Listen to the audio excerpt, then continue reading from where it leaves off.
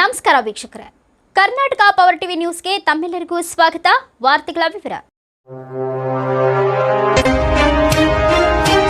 ಯಳಂದೂರಿನಲ್ಲಿ ವಕೀಲರ ಸಂರಕ್ಷಣಾ ಕಾಯ್ದೆಯನ್ನು ತಿದ್ದುಪಡಿ ಮಾಡಬೇಕು ಎಂದು ಒತ್ತಾಯಿಸಿ ತಾಲೂಕು ವಕೀಲರು ನ್ಯಾಯಾಲಯದ ಕಲಾಪದಿಂದ ಹೊರಗುಳಿದು ಪ್ರತಿಭಟನೆ ನಡೆಸಿದರು. ಈ ವೇಳೆ ವಕೀಲರ ಸಂಘದ ಅಧ್ಯಕ್ಷ ಡಾಕ್ಟರ್ ರಾಜಣ್ಣ ಮಾತನಾಡಿ, ರಾಜ್ಯ ಸರ್ಕಾರ ಈಗಾಗಲೇ ಮಂಡಿಸಿರುವ ನ್ಯಾಯವಾದಿಗಳ ಸಂರಕ್ಷಣಾ ತಿದ್ದುಪಡಿ ಕಾಯ್ದೆಯನ್ನು ಶೀಘ್ರದಲ್ಲಿಯೇ ಜಾರಿಗೊಳಿಸಬೇಕು. ಸರ್ಕಾರಿ ಕೆಲಸದಲ್ಲಿ ಸೆಕ್ಯೂರಿಟಿ ಕರ್ತವ್ಯ ನಿರ್ವಹಿಸುವ ನೌಕರನಿಗೂ ರಾಜ್ಯ ಸರ್ಕಾರದ ನೌಕರ ಎಂದು ಪರಿಗಣಿಸಲಾಗುತ್ತದೆ. ಆತನಿಗೆ ಐಪಿಸಿ 353 ಸೆಕ್ಷನ್ ಅಡಿಯಲ್ಲಿ ರಕ್ಷಣೆ ಇರುತ್ತದೆ. ಆತನ ಮೇಲೆ ಹಲ್ಲೆ ಇನ್ನಿತರ ಕೃತ್ಯಗಳು ನಡೆದರೆ ಇದು ಜಾಮೀನು ರಹಿತ ಪ್ರಕರಣ ಎಂದು ಪರಿಗಣಿಸಲಾಗುತ್ತದೆ. ಅಂತೆಯೇ ಇದೀಗ ಸರ್ಕಾರ ಮಂಡಿಸಿರುವ ವಕೀಲರ ಸಂರಕ್ಷಣಾ ಕಾಯ್ದೆಯಲ್ಲಿ ಕೆಲವು ತಿದ್ದುಪಡಿಗಳಾಗಬೇಕಿದೆ. ಅದನ್ನ ತುರ್ತಾಗಿ ಮಾಡಿ ಜಾರಿಗೊಳಿಸಿದರೆ ವಕೀಲರ ದೌರ್ಜನ್ಯಗಳನ್ನು ನಿಯಂತ್ರಿಸಬಹುದು ಎಂದರು. ಈ ಸಂದರ್ಭದಲ್ಲಿ ವಕೀಲರ ಸಂಘದ ಕಾರ್ಯದರ್ಶಿ ಕುಮಾರಸ್ವಾಮಿ, ಉಪಾಧ್ಯಕ್ಷರು ಕಾಂತರಾಜು, ಖಜಾಂಚಿ ಶ್ರೀನಿವಾಸ್, ಜಂಟಿ ಕಾರ್ಯದರ್ಶಿ ಅಶ್ವಿನ್ ಕುಮಾರ್, ನಾಗರಾಜು, ಸಿದ್ದರಾಜು, ಶಶಿಧರ, ನಾಗರಾಜು, ಕೃಷ್ಣ, ಜಯಶಂಕರ್, ಹೊನ್ನೂರು ನಾಗರಾಜ್, ನಂಜುಂಡಸ್ವಾಮಿ,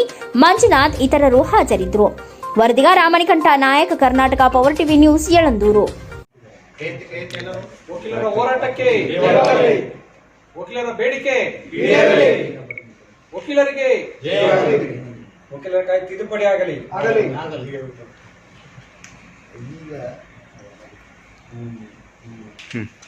ಎಲ್ಲರಿಗೂ ನಮಸ್ಕಾರ.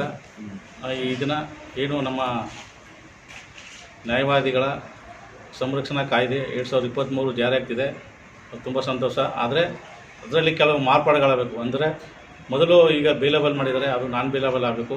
ಅದಲ್ಲದೆ ಕನಿಷ್ಠ ಪಕ್ಷ 1 ಲಕ್ಷ ಇದೆ, ಅದು ಜಾಸ್ತಿ ಆಗಬೇಕು. ಅದಲ್ಲದೆ 3 ವರ್ಷ ವಾಯ್ದೆ ಅಂತಿದೆ, ಅದು ಕೂಡ 7 ವರ್ಷ ತನಕ. ಆದರೆ ವಕೀಲರ ಮೇಲೆ ಆಗ್ತಿರ್ತಕ್ಕಂಥ ದೌರ್ಜನ್ಯಗಳನ್ನು ತಡೆಗಟ್ಟಲು ಸಹಾಯ ಆಗುತ್ತೆ. ಆ ನಿಟ್ಟಿನಲ್ಲಿ ಇವತ್ತು ನಮ್ಮ ಕಾರ್ಯಕಲಾಪಗಳಿಂದ ಹೊರಗುಳಿದು ನಮ್ಮ ಸರ್ಕಾರಕ್ಕೆ ಒಂದು ಮನವಿಯನ್ನು ಸಲ್ಲಿಸ್ತಾ ಇದ್ದೀವಿ. ಅದು ಇನ್ನೂ ಹೆಚ್ಚಿನ ಪ್ರಮಾಣದಲ್ಲಿ ಹೋರಾಟವನ್ನು ಮುಂದುವರಿಸಬೇಕಾಗುತ್ತೆ. ಆ ನಿಟ್ಟಿನಲ್ಲಿ ಇವತ್ತು ಏನು ಕಾಯ್ದೆ ಇದೆ ಅದು ಬಲಿಷ್ಠವಾಗಬೇಕು, ವಕೀಲರ ಹಿತರಕ್ಷಣೆಯನ್ನು ಕಾಪಾಡಬೇಕು ಅನ್ನೋದು ನಮ್ಮ ಬೇಡಿಕೆಯಾಗಿದೆ. ಆ ಬೇಡಿಕೆಯನ್ನು ಇವತ್ತು ಈಡೇರಲಿ ಅಂತೇಳಿ ನಮ್ಮ ಈ ಒಂದು ಬಾಯ್ಕಟ್ ಕಾರ್ಯಕಲಾಪದಿಂದ ಹೊರಗುಳಿದ್ದೀವಿ. ಈ ಒಂದು ವಕೀಲರ ಹಿತರಕ್ಷಣಾ ಕಾಯ್ದೆಯನ್ನು ಜಾರಿಗೆ ತಂದರೆ ಎಲ್ಲರಿಗೂ ಸಂತೋಷ ವಿಷಯ. ಆದರೆ ಕೆಲವು ತಿದ್ದುಪಡಿ ಆಗಬೇಕು. ಯಾಕೆಂದರೆ ಕನಿಷ್ಠ ಶಿಕ್ಷೆ ಆದರೆ ಮತ್ತೆ ಕಾರ್ಯಕಲಾಪ ಇದೇನಿದೆ ಅದು ದೌರ್ಜನ್ಯ ಇನ್ನೂ ಜಾಸ್ತಿ ಆಗುತ್ತೆ. ಶಿಕ್ಷೆ ಜಾಸ್ತಿ ಆದಷ್ಟು ಸಾರ್ವಜನಿಕರಲ್ಲಿ ಏನಾಗುತ್ತೆ, ಶಿಕ್ಷೆ ಪ್ರಮಾಣ ಜಾಸ್ತಿ ಇದೆ, ಒಂದು ಅವಾಯ್ಡ್ ಆಗುತ್ತೆ.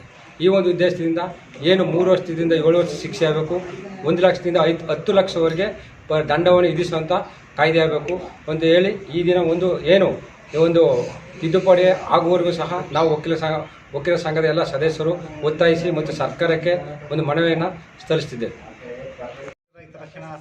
ಸಂರಕ್ಷಣಾ ಕಾಯ್ದೆ 2023 ಜಾರಿಗೆ ತಂದಿದ್ದಾರೆ. ಅದರಲ್ಲಿ IPCಲಿ ಏನಾರಿದೆ, ಒಬ್ಬ ವ್ಯಕ್ತಿಗೆ ಗಾಯ ಆದರೆ ಅಥವಾ ಅವರಿಗೆ ಮಾನಸಿಕವಾಗಿ ಹಿಂಸೆ ಕೊಟ್ಟರೆ ಎಷ್ಟು ಶಿಕ್ಷೆ ಪ್ರಮಾಣ ಇದೆ ಅಷ್ಟೇ ಶಿಕ್ಷೆ ಪ್ರಮಾಣ ವಕೀಲರ ಸಂರಕ್ಷಣಾ ಕಾಯ್ದೆಯಲ್ಲೂ ಕೂಡ ಇದೆ.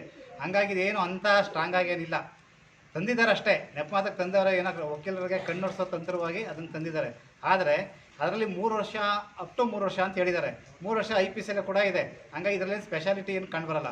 ಹಂಗಾಗಿ 3 ವರ್ಷದಿಂದ 7 ವರ್ಷದವರೆಗೆ ಪನಿಷ್ಮೆಂಟ್ ಆಗಬೇಕು.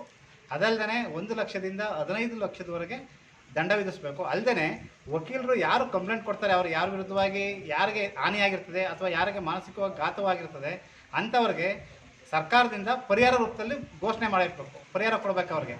ಅಂಥ ಕಾಯ್ದೆ ತಂದರೆ ಸ್ವಲ್ಪ ಈಗ ಡಾಕ್ಟ್ರಿಗಿದೆ ಕಾಯ್ದೆ, ಡಾಕ್ಟ್ರಿಗಿರುವಂಥ ಕಾಯ್ದೆನೇ ನಮಗೂ ಕೂಡ ಅಷ್ಟೇ ಬಲಿಷ್ಠವಾದ ಕಾಯ್ದೆ ತಂದರೆ ವಕೀಲರ ಮೇಲೆ ಇನ್ನು ಮುಂದೆ ಆಗತಕ್ಕಂಥ ಏನು ತೊಂದರೆಗಳೇನಿದೆ ಅಥವಾ ಹಾನಿಗಳೇನಿದೆ ಅದೆಲ್ಲ ತಡೆಗಟ್ಬೋದು. ಆ ನಿಟ್ಟಿನಲ್ಲಿ ನಾವು ಇವತ್ತು ಎಲ್ಲ ಕಡೆನೂ ಕೂಡ ಎಲ್ಲ ಕೂಡ ನ್ಯಾಯಾಲಯದ ಕಲಾಪದಿಂದ ಹೊರಗೊಳ್ಳೋದು ನಾವೆಲ್ಲ ಇದನ್ನು ತೋರಿಸ್ತಾ ಇದ್ದೀವಿ. ಅಂತೆ ಇದನ್ನು ಸರ್ಕಾರದ ಲೆವೆಲ್ಗೂ ಕೂಡ ಹೋದರೆ ಎಲ್ಲರೂ ಕೂಡ ಆ ರೀತಿ ಕಾಯ್ದೆ ಬಂದರೆ ಎಲ್ಲರಿಗೂ ಅನುಕೂಲ ಅಂತೇಳಿ ನಾನು ಮಾತು ಮುಗಿಸ್ತೇನೆ. ನಮಸ್ತೆ.